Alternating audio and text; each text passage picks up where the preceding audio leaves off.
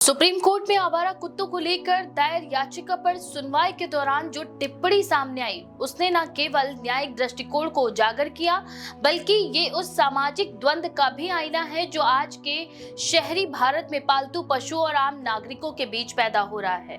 इस सुनवाई में अदालत ने स्पष्ट रूप से कहा कि जब कोई व्यक्ति आवारा कुत्तों को खाना खिलाने की इतनी ही इच्छा रखता है तो वह उन्हें अपने घर में क्यों नहीं रखता। ये मामला मूल रूप से महाराष्ट्र के पुणे से संबंधित था, जहां एक व्यक्ति ने ये शिकायत की थी कि कुछ लोग नियमित रूप से कॉलोनी में आवारा कुत्तों को खाना खिला रहे हैं, जिससे न केवल गंदगी फैलती है बल्कि स्थानीय लोगों की सुरक्षा पर भी संकट उत्पन्न होता है। कोर्ट की तीखी प्रतिक्रिया ने न केवल पशु प्रेमियों को सोचने पर मजबूर किया बल्कि उन लोगों की भावनाओं को भी जुबान दी जो वर्षों से इन मुद्दों को लेकर प्रशासनिक अनदेखी झेल रहे हैं। जस्टिस जेबी पार्दीवाला और जस्टिस मनोज मिश्रा की बेंच ने याचिकाकर्ता को ये कहते हुए आड़े हाथों लिया कि आप उन्हें अपने घर में क्यों नहीं रखते, क्यों आप सड़क को उनका भोजनालय बनाते हैं। कोर्ट ने यह भी कहा कि यदि कोई व्यक्ति पशु प्रेमी है तो वह अपने प्रेम का प्रदर्शन अपने निजी दायरे में करे, न कि सार्वजनिक स्थानों पर जहां ये दूसरों के लिए संकट बन सकता है। सुनवाई के दौरान कोर्ट ने एक अहम सवाल उठाया, इस देश में जानवरों के लिए जगह है लेकिन इंसानों के लिए नहीं।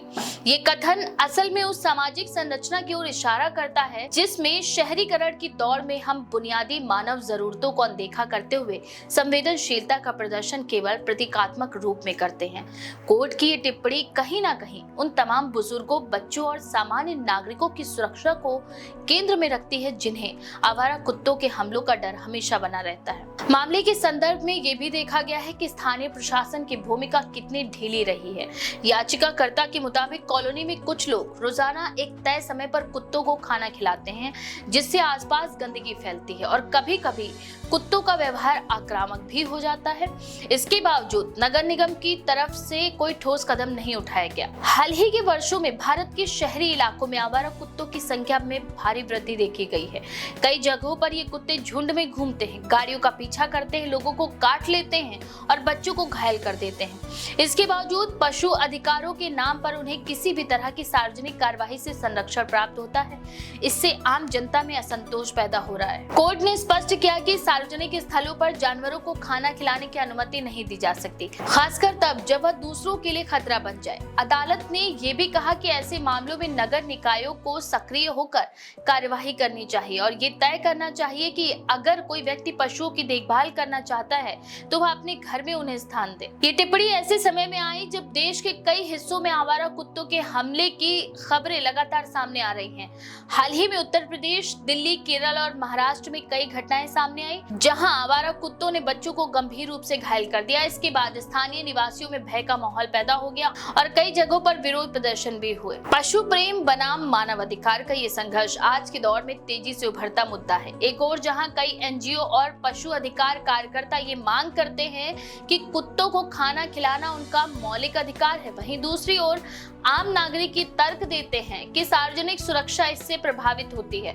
सुप्रीम कोर्ट की ये टिप्पणी इस बहस का एक निर्णायक मोड़ साबित हो सकती है। कोर्ट ने इस मामले में अब केंद्र और राज्य सरकारों से भी स्पष्ट दिशा निर्देश तय करने को कहा है ताकि भविष्य में इस तरह की समस्याओं से निपटा जा सके।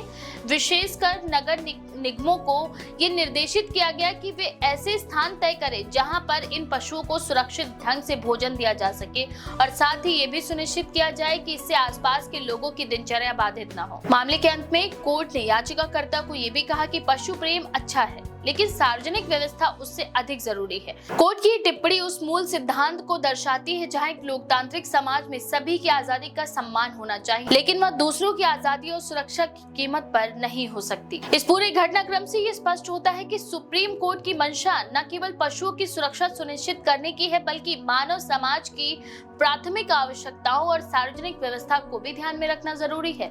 इस संतुलन को बनाए रखने के लिए अब सरकारों और नागरिक समाज को एक साथ मिलकर काम करना होगा। भारत जैसे देश में जहां जनसंख्या घनत्व अधिक है और संसाधन सीमित है, वहां ऐसे विषयों पर न्यायिक स्पष्टता आवश्यक है।